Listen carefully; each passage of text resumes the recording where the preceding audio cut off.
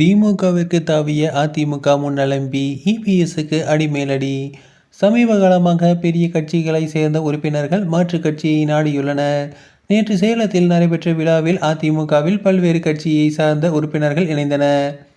இது பரவலாக பேசப்பட்டு வந்த நிலையில் தற்போது புதிய திருப்பமாக அதிமுகவில் முன்னாள் அமைச்சர்கள் பலரும் திமுகவில் இணைந்து வருகின்றனர். முன்னதாக முன்னாள் எம்பி அன்வர் ராஜா, முன்னாள் எம்பி மைத்ரேயன் போன்றோர் திமுகவில் இணைந்த நிலையில் ஜெயலலிதா மறைவிற்கு பிறகு ஓபிஎஸ் பக்கம் நின்று மருது அழகுராஜாவும் நேற்று மு.க.ஸ்டாலின் தலைமையில் திமுகவில் இணைந்துள்ளார்.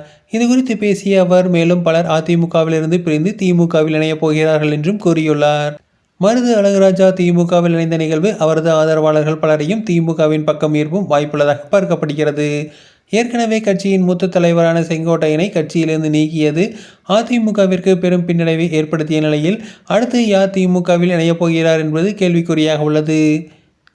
இபிஎஸ் மீது அதிருப்தியில் இருக்கும் செங்கோட்டையன் திமுகவில் இணைவாரா என்ற கேள்வியும் எழுந்துள்ளது. உறுப்பினர்கள் கட்சி மாறுவதை விட கட்சியின் முக்கிய அமைச்சர்கள் மற்றும் கட்சி தேடுவது மிகவும் ஆபத்தானதாகும். இந்த சூழலில் தமிழக அரசியலிலும் அடுத்த சில மாதங்களில் முக்கிய மாற்றங்கள் நிகழும் என எதிர்பார்க்கப்படுகிறது.